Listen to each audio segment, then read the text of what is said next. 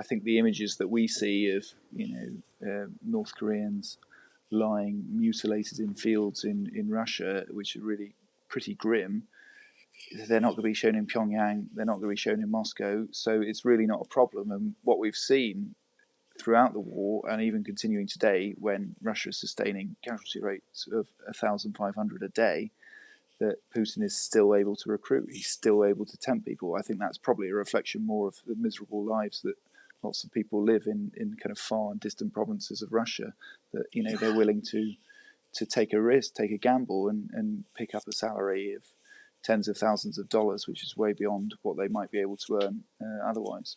Now, North Korean soldiers are being sent to the slaughter by President Putin. The Russian leader has assumed a meat grinder-style tactic in recent months, leading to heavy death tolls for his army. But just yesterday, he said the Russian forces are in high spirits. The morale of the Russian army, that is unparalleled by any army in the world. I believe, to a great extent, Russia today, it has become stronger.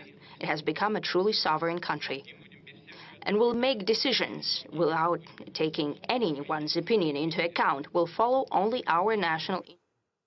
Well, let's hear from George Grylls, who's defence and security correspondent for The Times. Good afternoon, George. Good afternoon. Just explain what this meat grinder tactic is and what it actually means.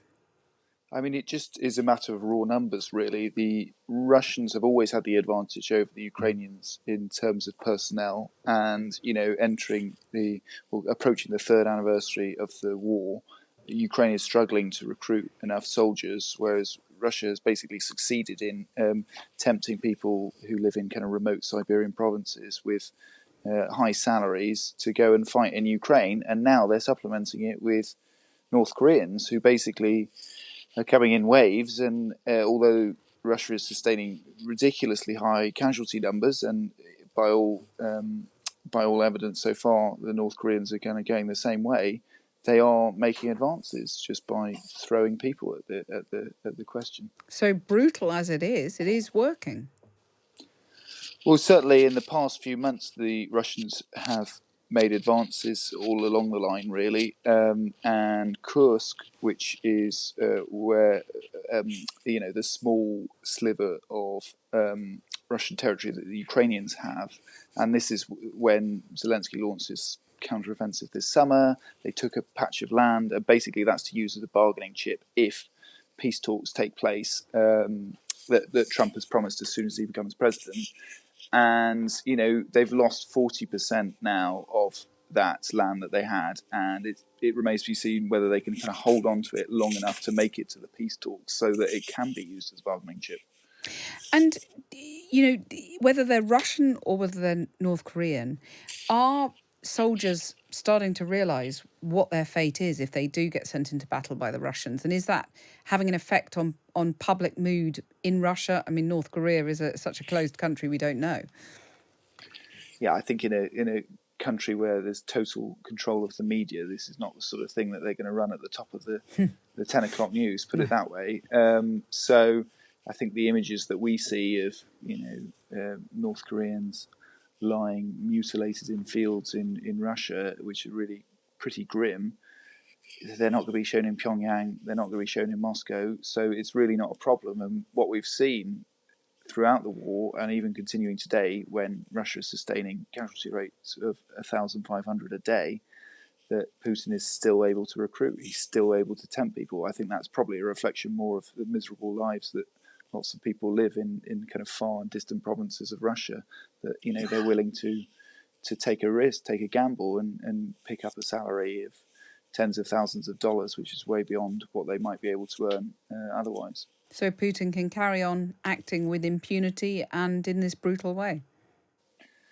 At the moment, it appears so. Yeah, it's not a very Christmassy message, I'm afraid. It's a rather grim picture for Ukraine at the moment. Mm.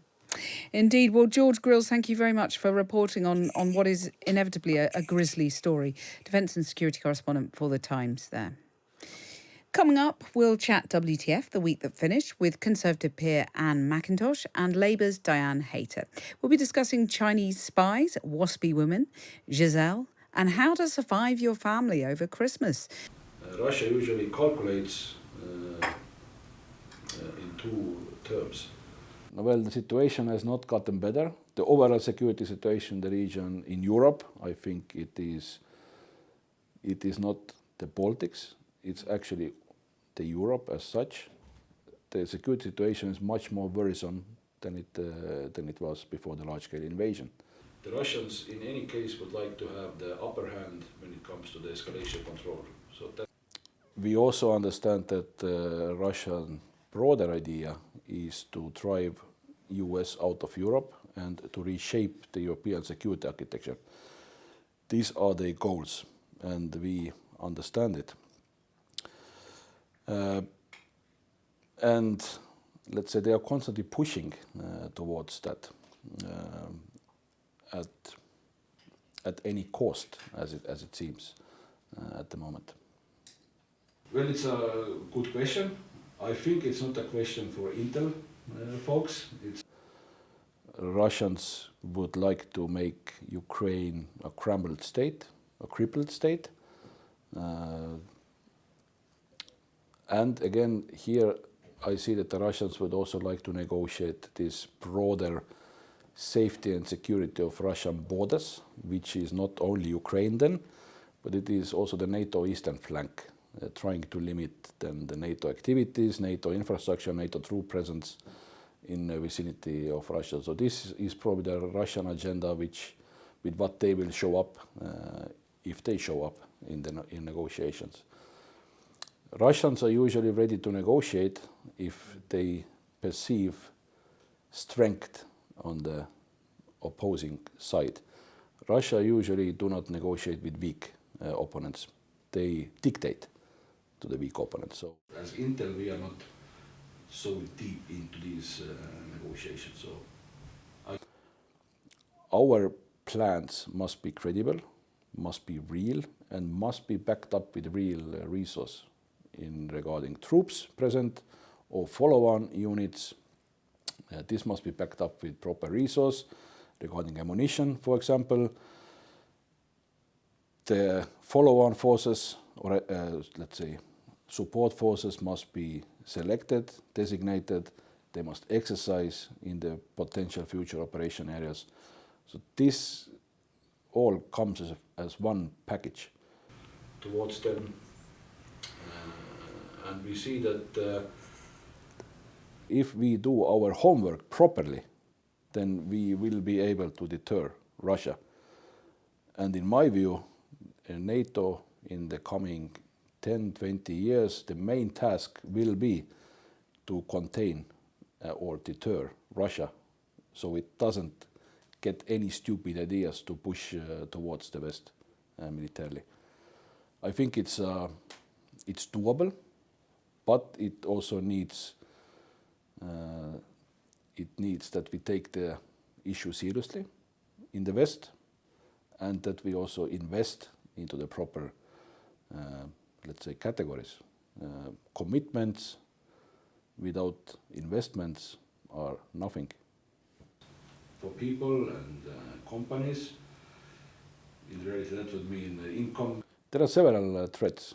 First is we have to avoid any situation where Estonia would become, if let's say the situation where it would be possible for China to blackmail us based on the leverage it would have over us technologically, for example. This is one very important issue. The issue with the Chinese technology is that it's usually compatible only with another Chinese technological item. Proper peace deal,